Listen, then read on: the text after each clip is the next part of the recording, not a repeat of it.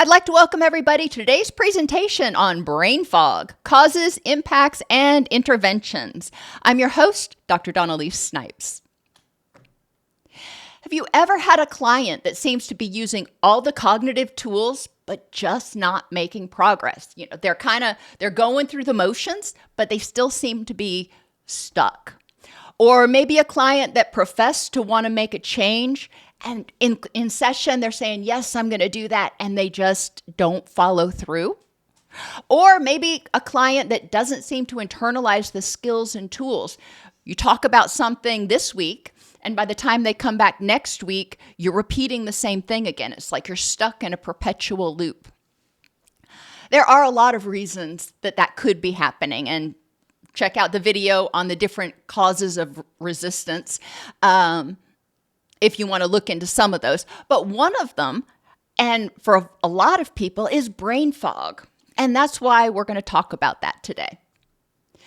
We're going to define brain fog, explore how to assess it, discuss various causes of it, and identify interventions to address it.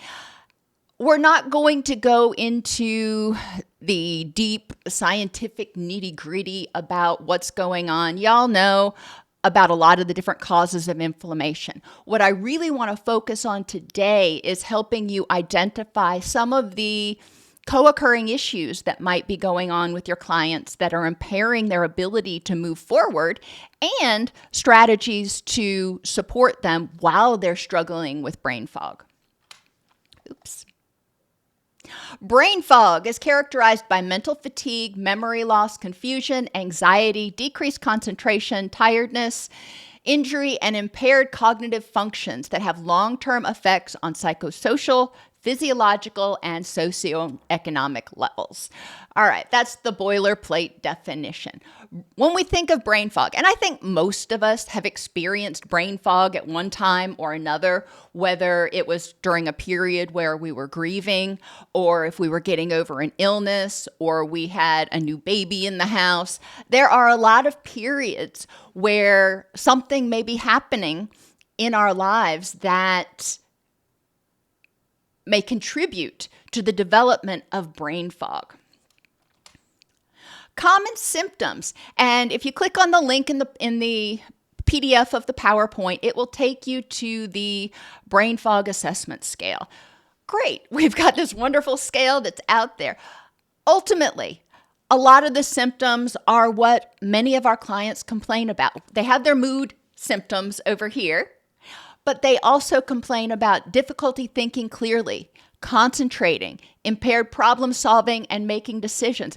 Those are criteria for major depressive disorder. A lot of our clients who have major depressive disorder, or I'll give you a hint, hypothyroid, may have some of these symptoms. They have problems organizing thoughts, cognitive slowing. They get information in and it just sits there for a second before it finally processes. Or cognitive racing, where their mind is just all over the place and it feels overwhelming. They can't kind of grab onto a thought. They may be easily confused, have problems finding the right words, or forgetting words like the names of objects. If you've ever been watching a TV show and you see an actor that you know you've seen them before, you know their name, but it's on the tip of your tongue. It's so frustrating. And I don't know about you, I've gotten really dependent on Google in order to figure out that person's name. But the same thing happens with people who have brain fog. I remember when my kids were little, I would get kind of overwhelmed with stuff, and instead of I'm trying to think of their name, I can't think of their name, I'm like, boy child, you come here. It is what it is, but it's frustrating. And for people who have persistent brain fog and overwhelming brain fog, it's more than just some little episode somewhere where their stress response is activated and they're not thinking clearly. It's most of the day, most days.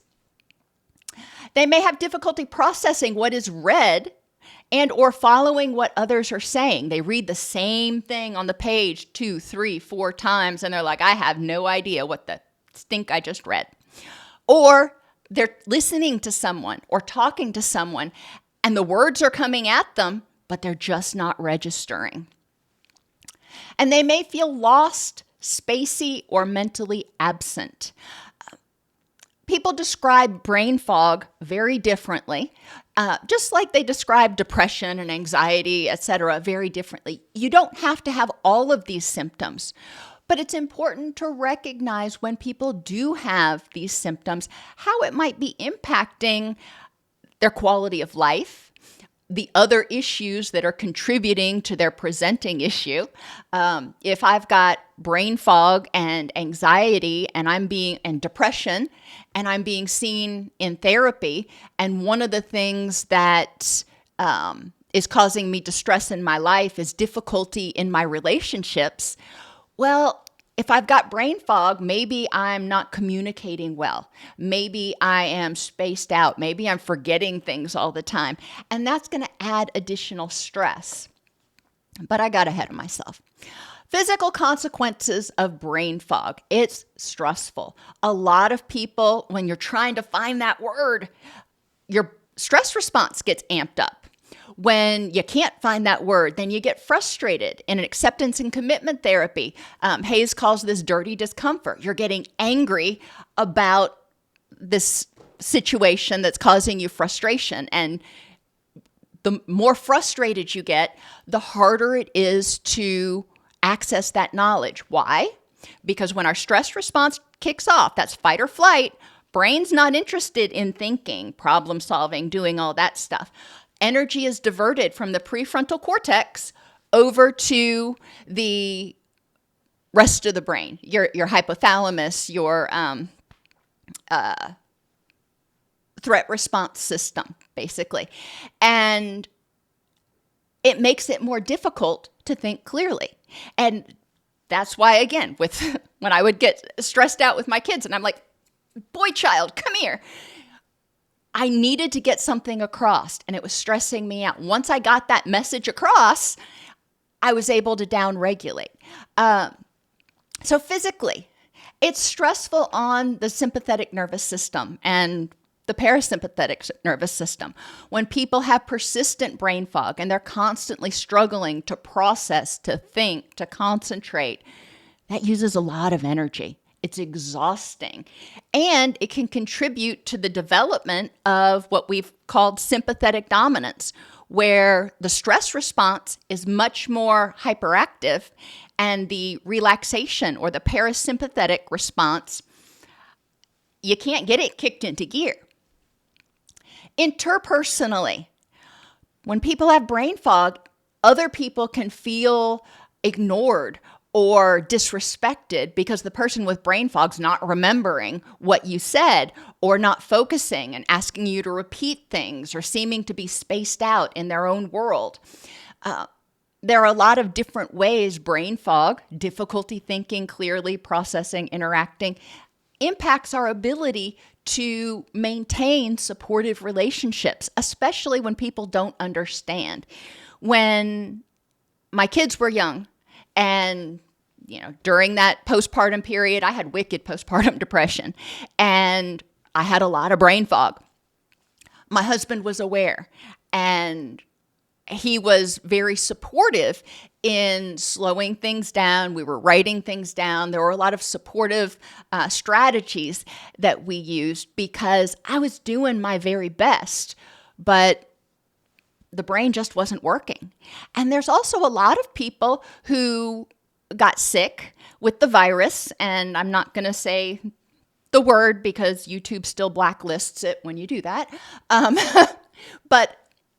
And they ended up with long-term brain fog. My husband got sick, and it was 6 months before he was back to his cognitive functioning as he thought he should be.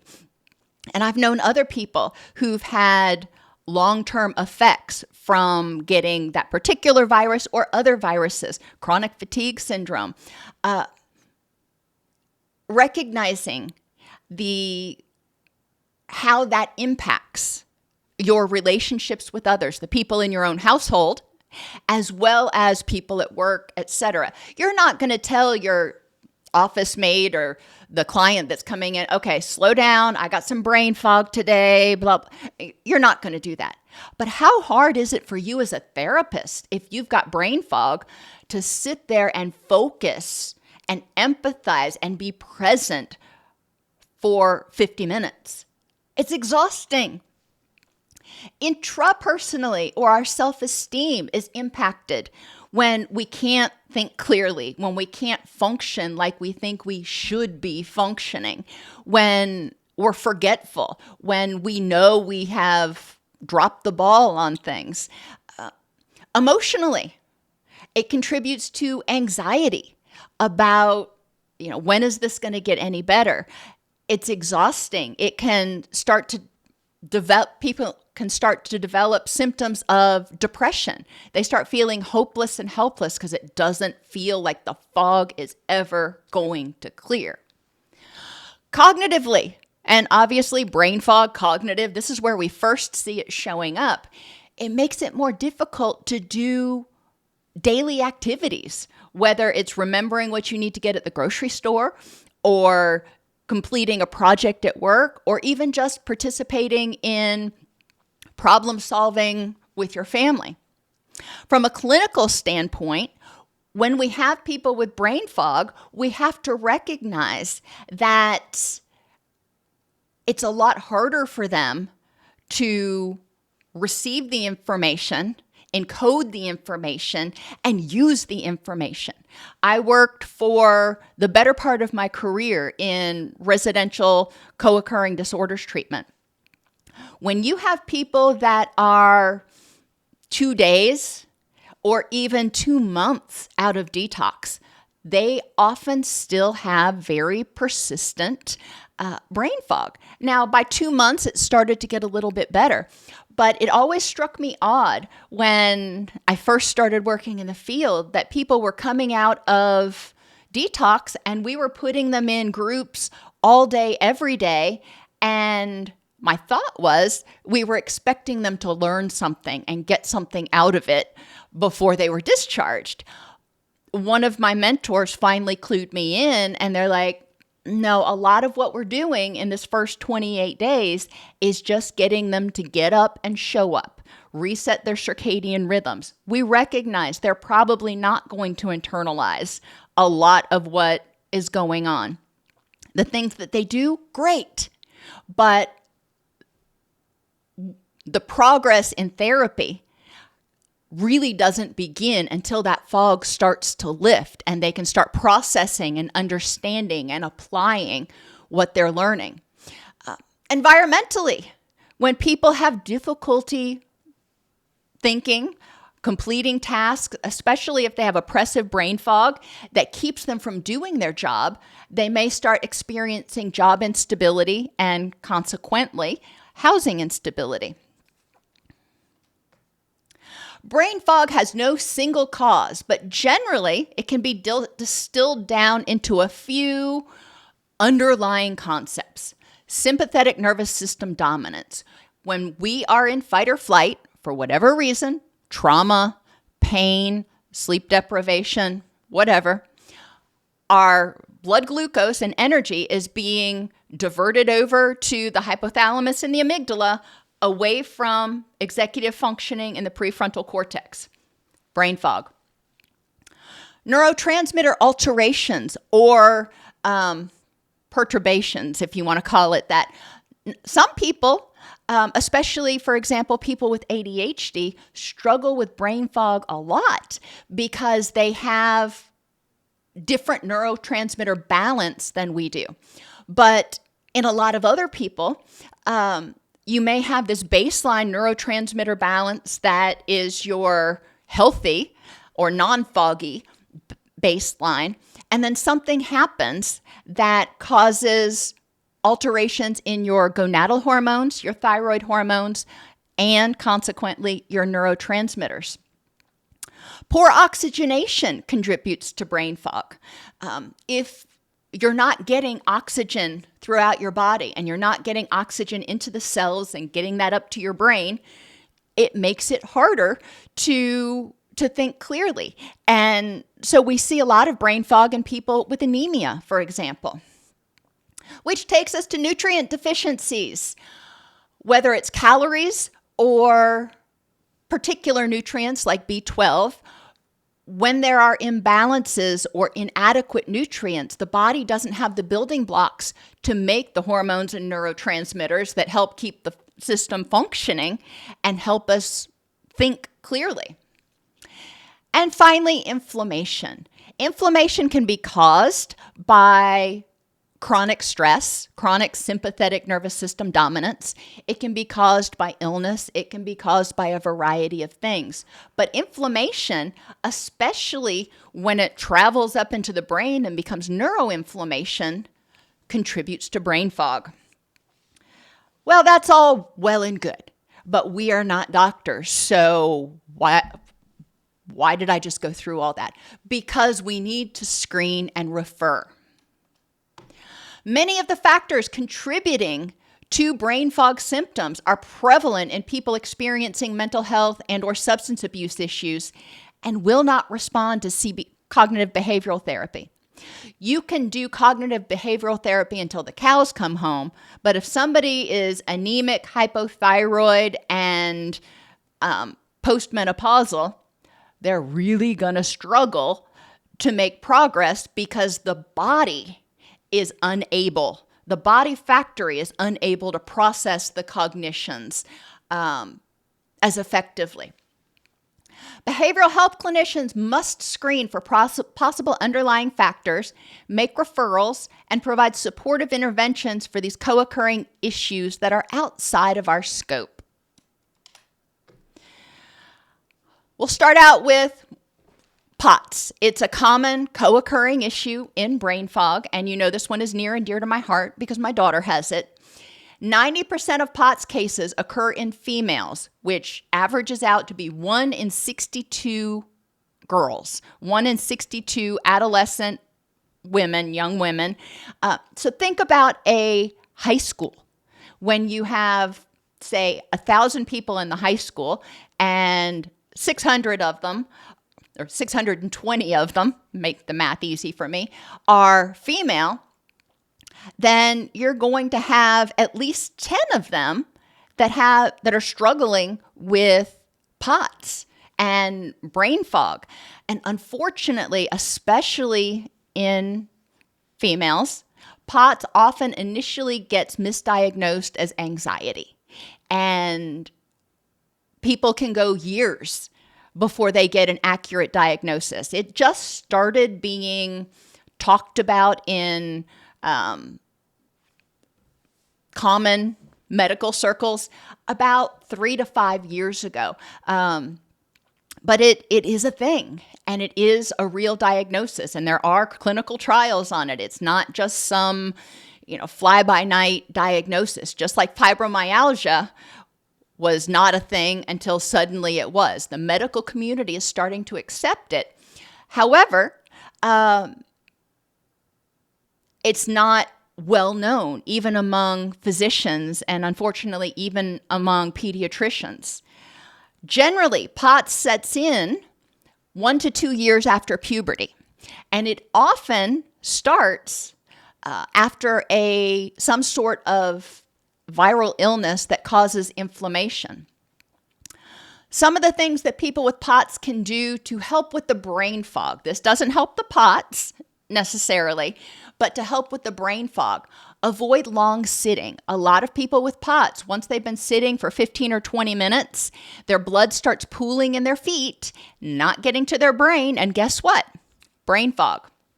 Shorten work periods. A lot of people with POTS have difficulty with extended cognitive activity, so chunking it. Working during your best times of day. For some people, it's the morning. Some people, it's at night. And improving vagal tone. One of the key factors in POTS is when people stand up, their blood pressure goes way up and their heart rate goes way up. And helping people, that's obviously hyperactivation of the sympathetic nervous system, helping people downregulate as quickly as possible and strengthen that vagal tone has been shown to be somewhat effective. Again, it's not going to make it go away. It's not a magic bullet, but in terms of reducing the excess energy spend as much as possible and providing strategies to help them feel and remain functional longer. These are some strategies that work for some people. People who've had cancer and or chemotherapy. We see brain fog in people with cancer who don't have chemotherapy, and we see brain fog in people who have chemotherapy. 75% of cancer patients and survivors may have persistent brain fog. Again, when we have persistent brain fog, it's frustrating. It increases our stress, which subsequently increases inflammation, dysregulates the immune system. Not what you want in somebody with cancer or a cancer survivor. Encouraging people to educating them about what brain fog is and helping them examine what they can do to support themselves in moving toward what's important in their rich and meaningful life, despite and having brain fog. Fibromyalgia is not an autoimmune disorder because a lot of people with fibro don't have systemic inflammation, but they have some wicked chronic pain. Chronic pain often disrupts sleep, uses a lot of energy, contributes to brain fog. Chronic fatigue syndrome. The main variables correlating with cognitive performance in chronic fatigue syndrome were anxiety symptoms and physical fatigue. The more tired somebody felt, the more cognitive dysfunction they had. There was just no energy to fuel the body or the brain. And the more anxiety they had, the more energy was being spent over here in fight or flight and not over here in executive functioning. Dysbiosis, which is a disruption of the gut microbiome, has a strong correlation with brain fog. A lot of our neurotransmitters are made in our gut. And when, for whatever reason, our gut gets out of balance, it contributes to leaky gut, it contributes to systemic and neuroinflammation, and it may contribute to an imbalance in the creation of the neurotransmitters we need to function. With dysbiosis, we want to encourage people to potentially talk it over with their doctor, talk it over with a dietitian. There are a lot of ways to improve gut health. And we can't, as social workers, as mental health counselors, etc., we can't recommend, take this probiotic or make this dietary change. But we can educate people that eating colorful, whole fruits and vegetables and fermented foods and things like yogurt, kimchi, kefir can help support the gut microbiome. Additionally, stress reduction helps support the gut microbiome. When we get stressed, our microbiome changes, and not in a good way. When we take antibiotics, that drug goes in there and may wipe out the bad thing that's causing us to be sick, but it wipes out everything else too. Some more than others, whether it's a gram positive, gram negative, or broad spectrum. Either way, it's taking out a whole group of microbes in our gut that we really need. And they've shown in studies that people who take antibiotics after one course, their gut microbiome is not exactly the same for up to 2 years later. I was like, wow. Now, I don't those were people who weren't actively trying to intervene and heal their microbiome, but it still was interesting. I know when I was little, this was back before antibiotics were, hard to come by. Every time I would start to get an ear infection or something, they'd be giving me antibiotics. I think I was on antibiotics probably more months a year than I was off of them, which, probably had some long-term effects on my gut microbiome. Hormone changes. Menopause and postpartum have been most closely studied. I did not find any articles that actually looked at andropause and how that affects brain fog. We do know that people who have low levels of testosterone do have some cognitive dysfunction. But in andropause, generally, people are still within that scale. They're still within that range that the doctor considers normal for your age.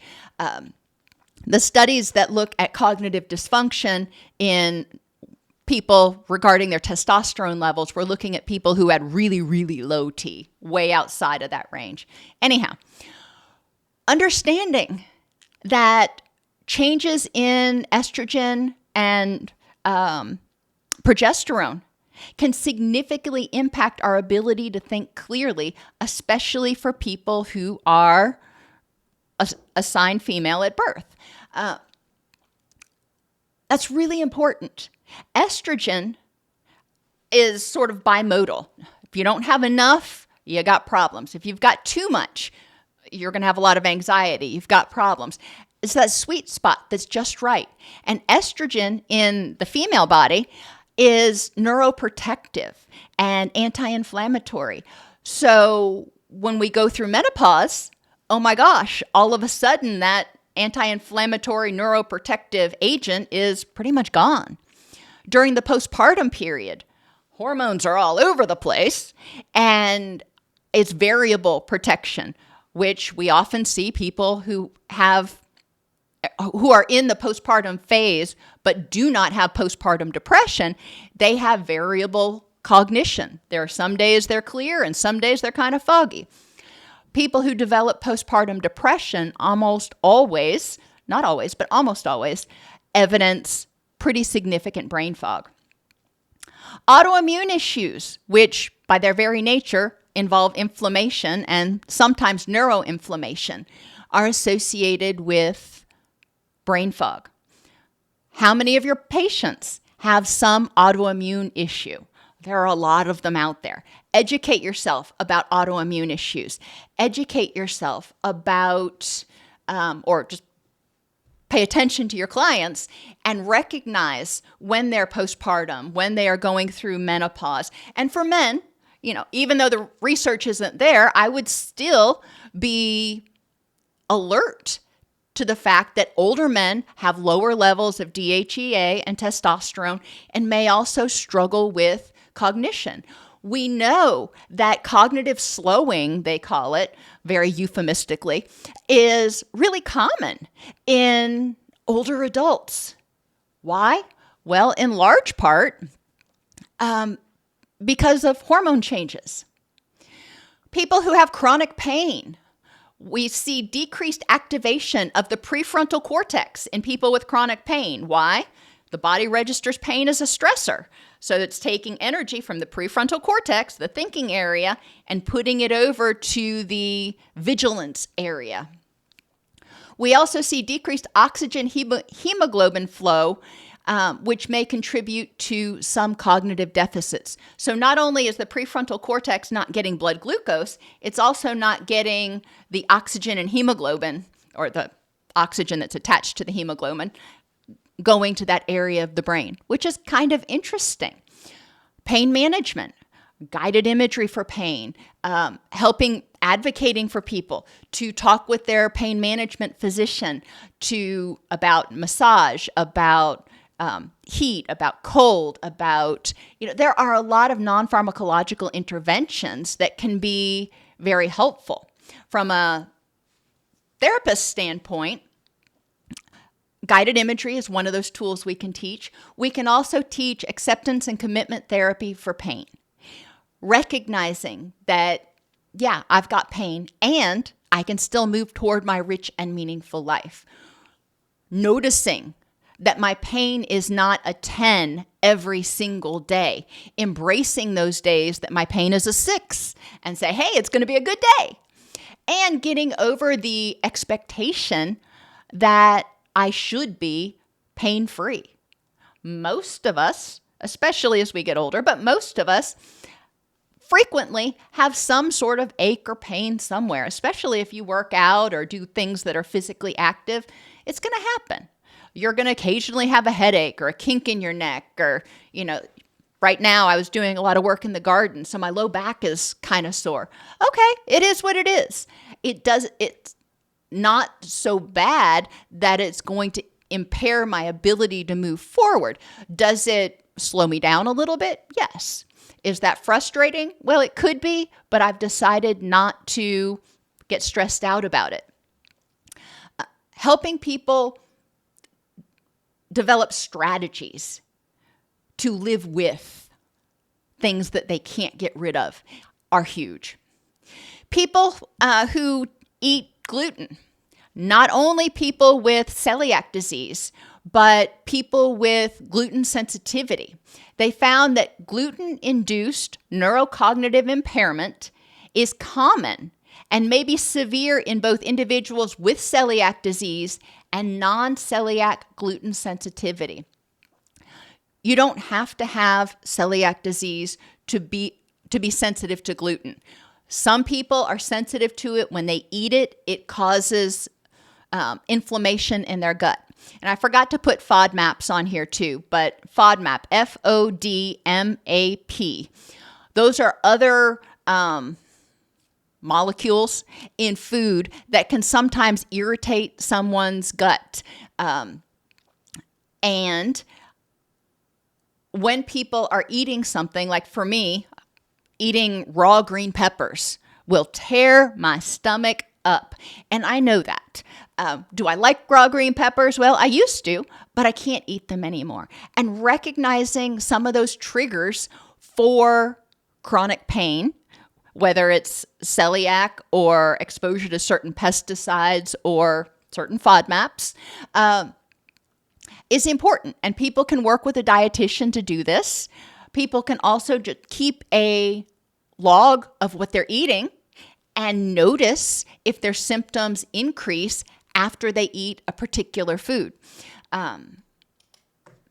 Dehydration impairs cognitive performance through autonomic dysregulation and neurochemical alterations, with effects detectable even at mild levels of fluid deficit, 2% or less. This is really important, especially for our older adults or our patients who have a job where they work outside, where they sweat a lot, or our patients who are really intense exercisers. When they get dehydrated, it can contribute to cognitive impairment. And 2% dehydration, you don't even really notice. You're not really starting to feel parched until you get to 3% dehydration. So you're starting to experience brain fog. Older adults, as we get older, our receptors that tell us, hey, you're thirsty, they start to fritz out a little bit, which is why older adults often don't drink enough and are often highly at risk of being dehydrated. And I'll add on to that, they may also be more at risk for developing urinary tract infections. They're not flushing things out. They're not going to the bathroom enough, so things can build up, maybe.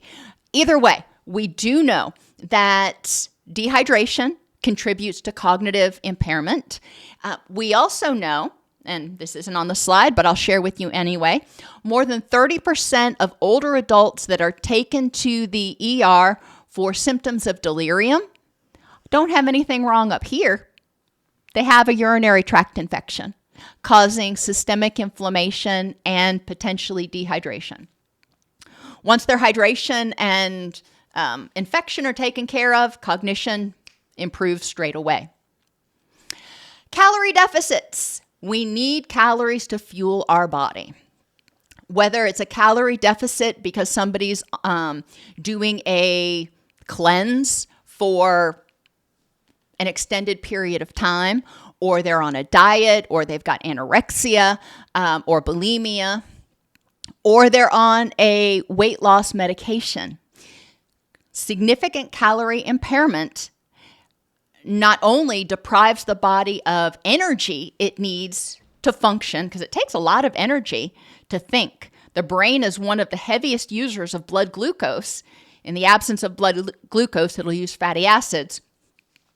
But ultimately, we start seeing impairments in cognitive functioning in people who are at a persistent calorie deficit. One study showed that 22% of GLP-1 patients develop nutritional deficiencies within 12 months because they're typically only eating 800 to maybe 1,200 calories a day. And it's impossible to get your adequate nutrients from real foods only eating that many calories per day. Now, there are workarounds, but it's important if somebody is on a GLP-1, if they've had bypass surgery, anything that may impair their food intake or food absorption, that they work closely with the dietitian to prevent side effects. PAWS, which is post-acute withdrawal syndrome.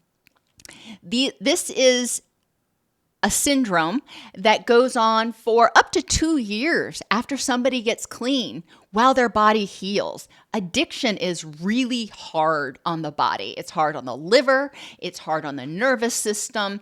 It rewires everything. It's hard on the dopaminergic system. It's hard on everything. And the body doesn't just rebound like that. It doesn't just rebound in a week or a month.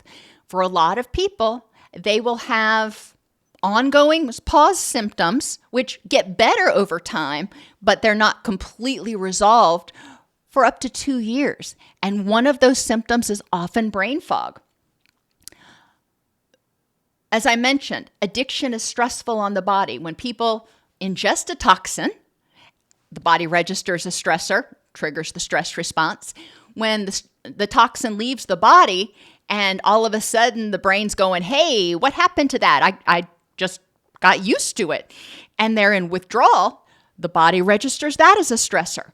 So that stress response, that HPA axis is regularly being triggered, which contributes to ongoing neuroinflammation. And it takes the brain a while. It takes those receptors a while. It takes the circuits a while to rewire and rebuild. And when I say a while, I mean, up to 2 years.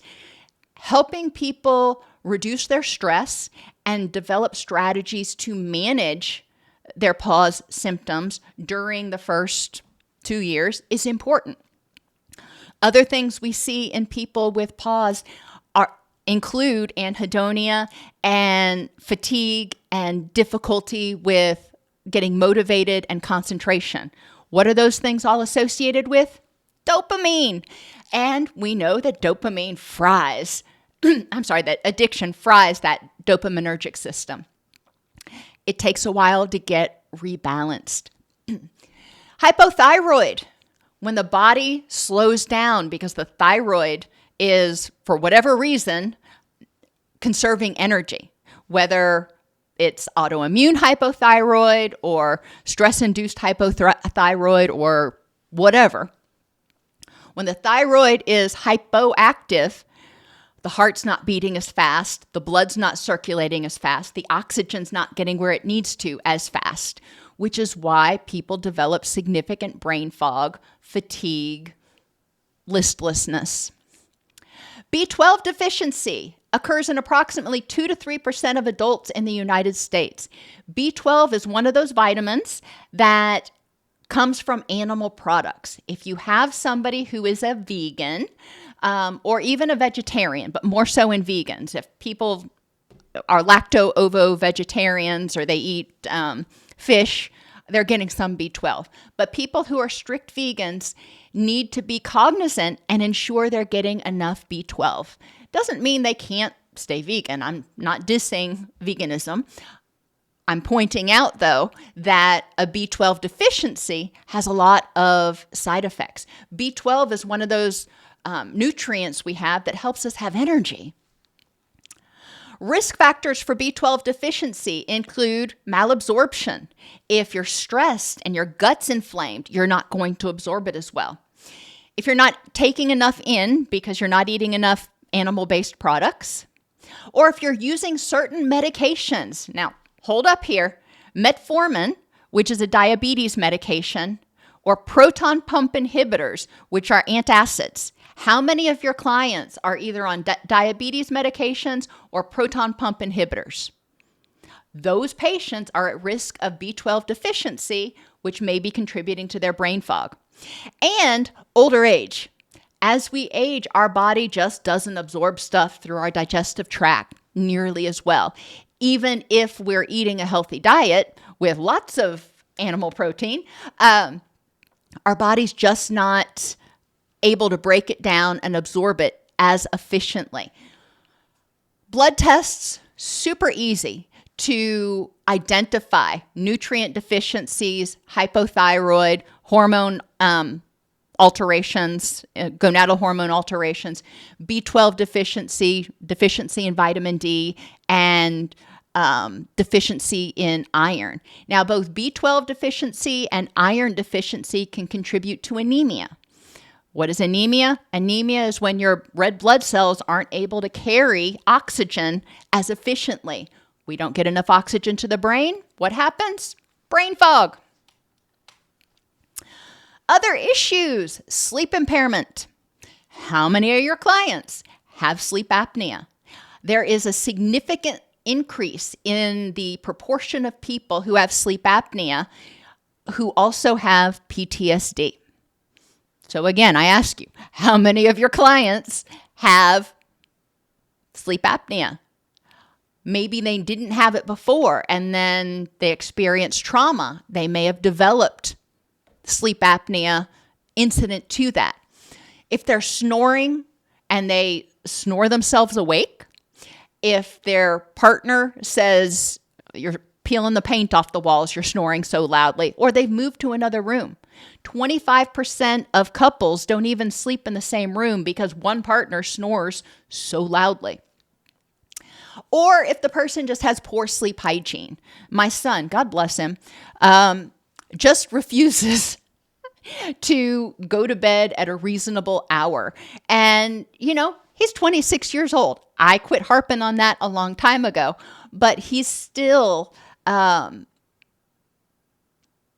prioritizing his sleep hygiene, which can be really problematic. Additionally, people with ADHD have been shown to have more difficulty getting to sleep and poorer sleep architecture, leading to overall poorer sleep. They may be in bed for as many hours as a non-ADHD person, but their sleep quality is significantly reduced.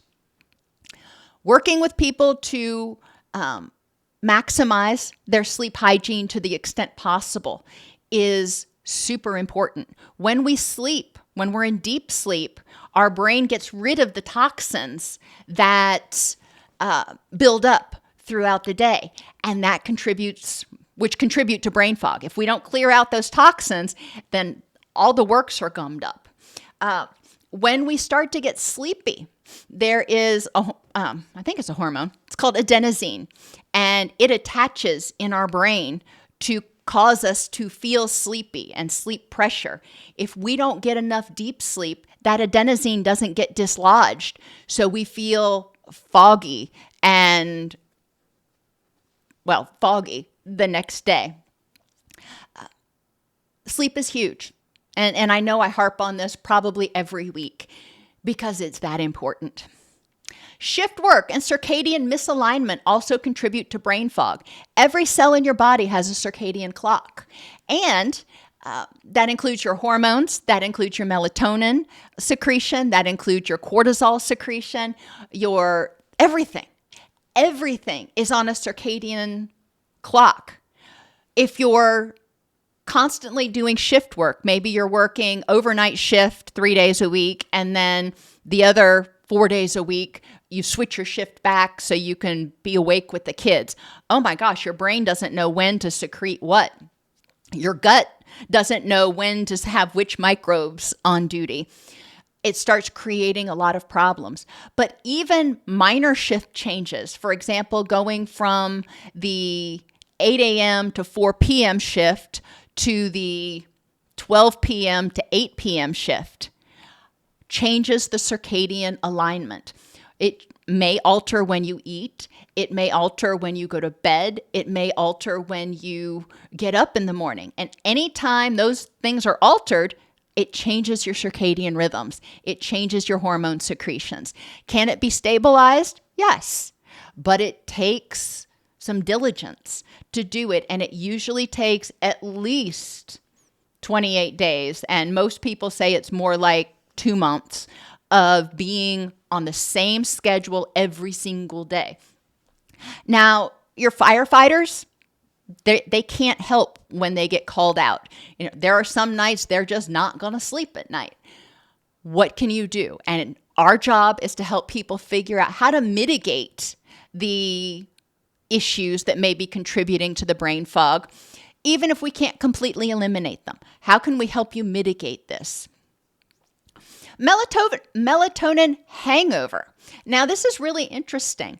There's no evidence that melatonin can cause brain fog the next day, but people who take supratherapeutic doses, big doses of melatonin, may have persistent fatigue the next day. This is especially true with extended release melatonin or higher doses of melatonin, 5 milligrams and up. And a lot of you are going, 5 milligrams, that's nothing. Well, the Sleep Foundation recommends, if you're going to use melatonin, to use an immediate release kind, because that's what happens in our body. It's not an extended release. The body just goes, squirt, melatonin. An immediate release kind of 0.1 to 0.5 milligrams, and to take it 1 to 3 hours before bed, not right before bedtime. Those are some mistakes that people commonly make. They're trying to do the right thing. They're trying to use this melatonin. They're trying to get their sleep improved, but they're working against themselves. Antihistamines. Acutely, if you've taken Benadryl, I know I take half the adult dose of Benadryl and I'm like drooling on myself. But antihistamines have a long history and well-documented evidence of contributing to brain fog and cognitive disruption. They also have shown that people who use antihistamines like Benadryl or the other one that I can never remember the name of, in order to get, as a sleep aid, often have brain fog the next day. Sometimes it's just the next morning. Sometimes it's ongoing. Recognizing that. And by the way, Dramamine actually has an antihistamine component to it. So some people who take Dramamine for seasickness or motion sickness may also have experienced brain fog. Encourage people to pay attention. When is your brain fog worse? Let's look backwards. Do some backward chaining. Figure out, what did you do? What did you ingest? What was different last night that contributed to you having worse brain fog today as opposed to a different day? Here's another big one, overtraining or overreach. When I was in high school, when I was in college, I was a personal trainer. I taught spin. I love working out. I love exercising. I love exercising hard. And it's taken me a long time to recognize that I was actually overreaching. I was actually pushing my body too hard. Yes, when you're preparing for a race or something, you're going to increase the amount that you train, but you have to have some recovery time in there. And depending on the person, some people may be able to really ramp it up quite a bit. Other people may start experiencing overreach when they only increase their workout by 1 day a week. Anyhow, the ACSM Joint Consensus Statement explicitly notes that brain fog is a characteristic feature of overtraining syndrome, with symptoms requiring weeks to months of rest to resolve. It's not weeks to months of backing off a little bit. It's weeks to months of rest. Encouraging people not to get to the point where they're all the way at overtraining. Overreach is when you're starting to push your body too much. Overtraining syndrome is basically like physiological burnout. Studies have found that consecutive days of high-intensity exercise led to persistently worsened executive functioning, brain fog, slower choice reaction times, and increased ratings of mental fatigue as early as day 2. So doing 2 back-to-back really intense activities started to have ongoing impairment in cognitive functioning. 4 to 5 days a week of high-intensity training will produce functional overreaching within 1 to 2 weeks in most individuals. And I want you to think about this. There are certain places now that, I'll call it out. Orange Theory Fitness encourages people to do, I think it's 20 minutes in the red zone 4 to 5 days a week. And by this very definition, that is going to produce functional overreaching in a lot of people. The general consensus is that you can do 2 intense days a week. 20% of your workout can be intense, really pushing it. And the other 80% of your workout days should be easier. People who did CrossFit and runners who are preparing for a marathon, for example, because you don't prepare for a marathon in 2 weeks, are very susceptible to overtraining syndrome, which can contribute to brain fog, worsen mood, irritability.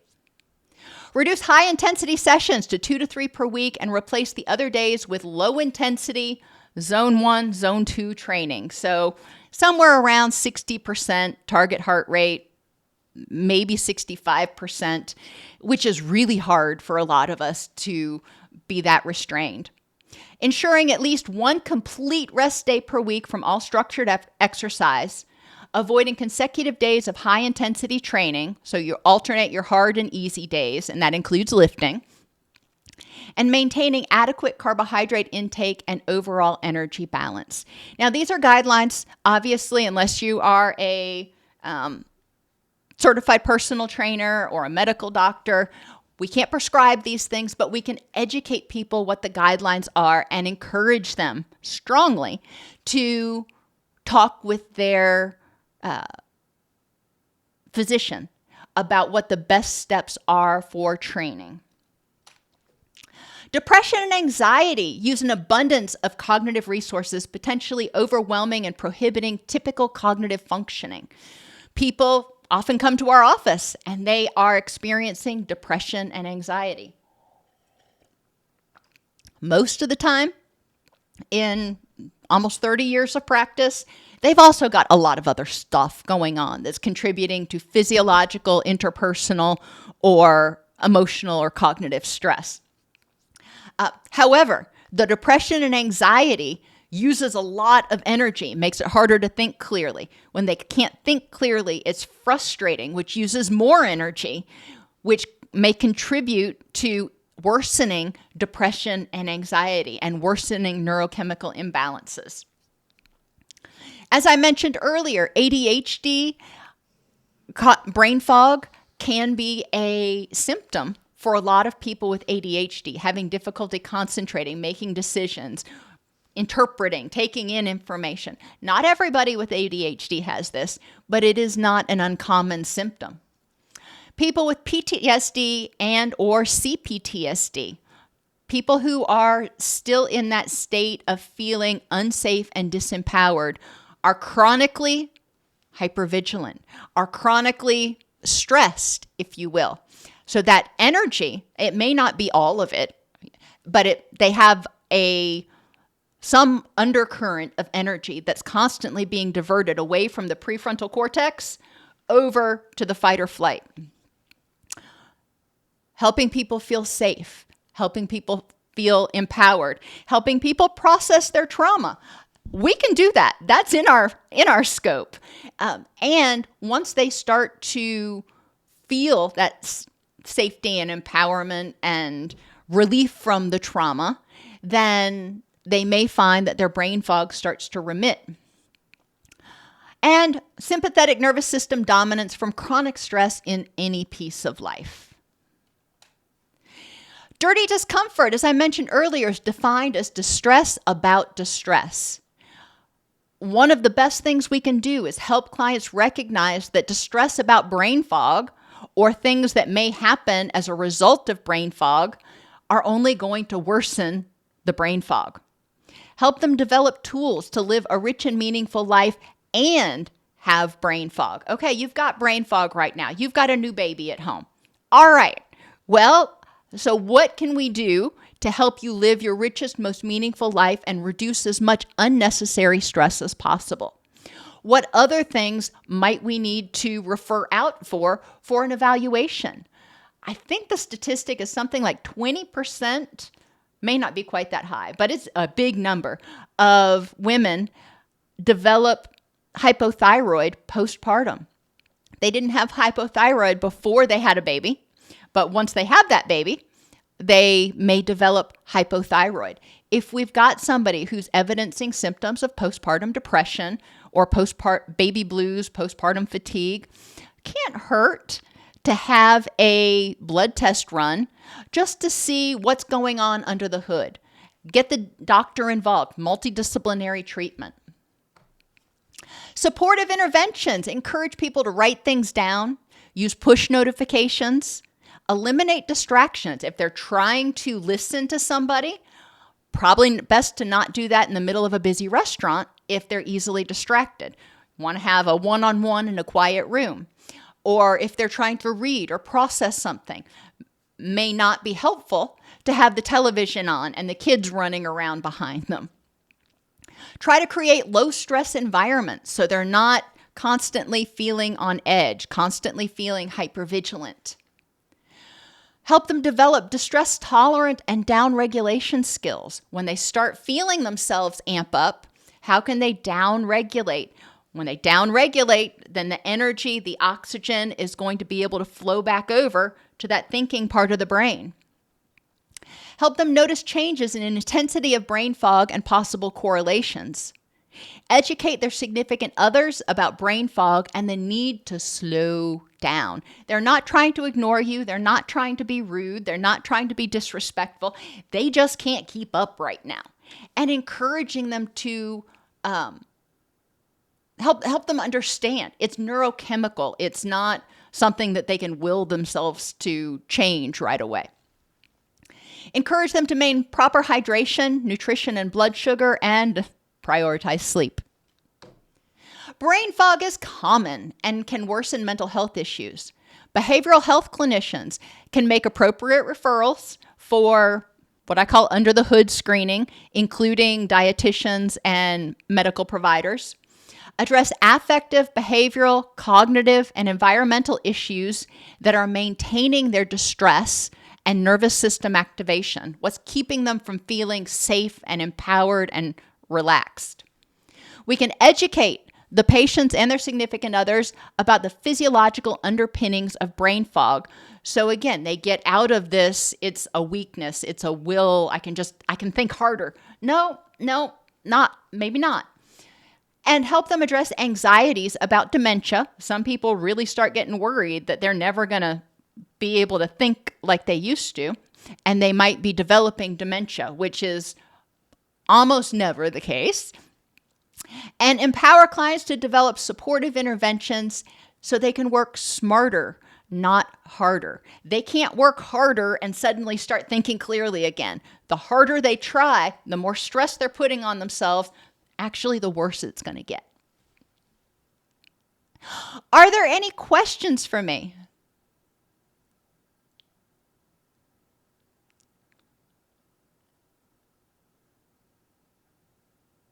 And it's important to recognize that carbohydrates are an essential macronutrient, and carbohydrates themselves are not necessarily bad. Highly processed carbohydrates, those are bad. Those are inflammatory. But carbohydrates, for example, from beans, from legumes, from broccoli, help nourish some of that gut bacteria. Fiber helps nourish that gut bacteria and produce short-chain fatty acids that help produce energy and fuel the system.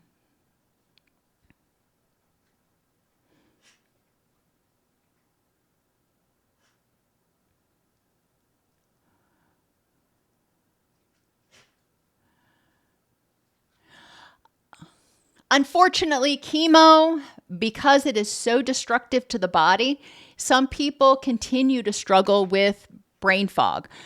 I would encourage you to work with your physician to evaluate anything else that may be going on under the hood, contributing to inflammation. Look at your C-reactive protein. Look at your nutrient levels. Look at your hormone levels.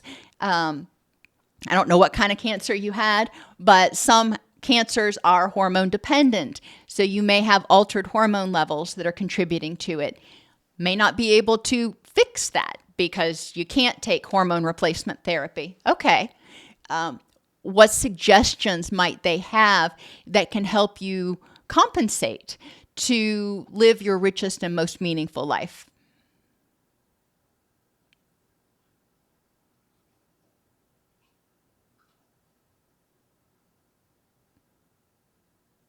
Oh, and Tyrone, you brought up a good point. I didn't even mention the fact that a lot of people who don't have good air conditioning may get dehydrated during the summer just because of the heat. And people who are on psychotropic medications, whether it's antipsychotics or antidepressants, anti-anxiety medications, it alters our body's ability to cool itself and sometimes alters our hydration levels, or those medications may be sensitive to changes in hydration levels. I have an entire video on the impact of heat on mental health, but you're right. I mean, there's a lot to consider.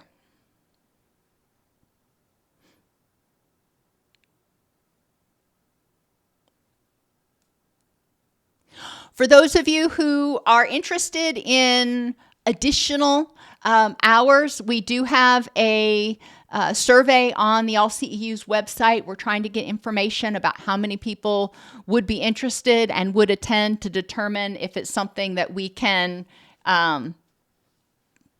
theoretically do. And I'm running that